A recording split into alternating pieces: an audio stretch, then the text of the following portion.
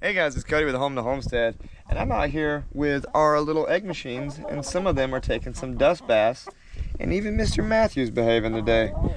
But look, got a really cool video for you today. Our figs here in coastal Virginia are ripe, and it is time to harvest them. So we're gonna go out, we're gonna harvest them some from the tree, and we're gonna be making fig jam and biscuits today. It's delicious. It's a super easy thing. It doesn't take very long, and it's delicious. But anyways, guys, if you learned something new today, drop that like and subscribe, and let's get started.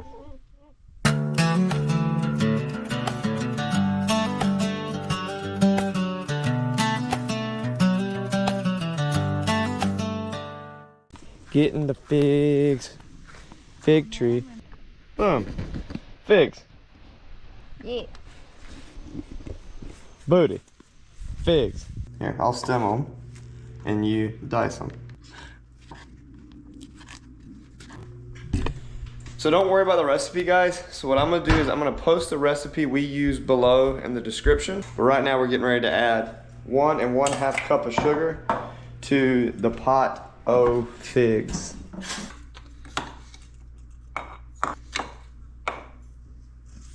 All right, we've added in our sugar, and next we need to do 1/4 cup plus 2 tablespoons fresh lemon juice.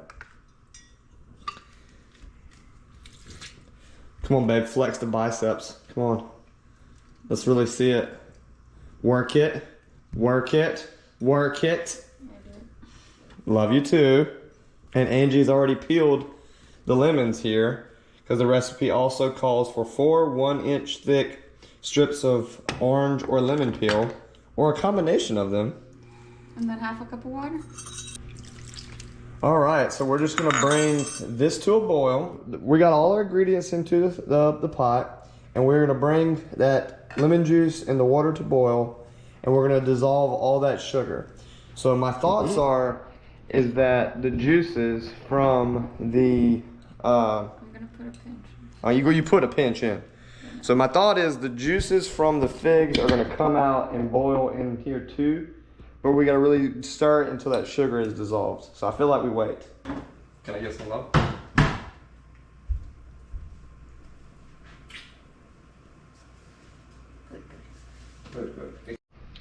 Okie dokie, you can see here we got that slow boil going, and man, it's smelling good.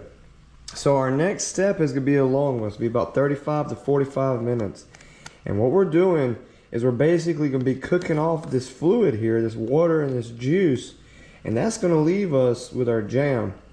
Now the important thing to note here is we wanna be mashing up these fig pieces as they're getting nice and soft. As that cooking is going on, you wanna be taking that spoon and mashing these fig pieces up.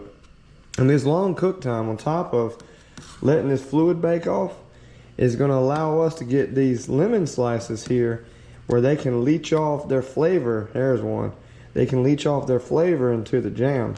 So what I'm going to do is I'm going to let this sit here on this low boil, and I'm going to cut back once this is just about done so you can see where we're at. But I'll see you guys here in about an hour. We're back, and it's been about 20 minutes, and this is what we're looking like. So you can see a lot of the fig has started to cook down, and we've got this nice pre-jam going on.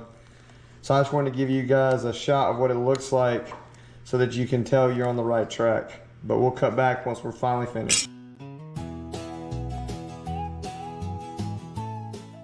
So we are basically done here, and we are going to go ahead and get that canned. So if you refrigerate canned jam, it can last up to 3 months. Sorry, babe, I bumped into you. But here in our house, food tends to go super quick, especially when we got the kids. So we've got our jars here, and we're not using the sealed tops or anything because, like I said, it goes pretty quick. We're even gonna eat some tonight. Look at our homemade jam. I'm very excited for this jam. All right. Can I get extra jam on mine, please? Sure. I want to be a greedy little fatty. It's hot. Like you? Huh.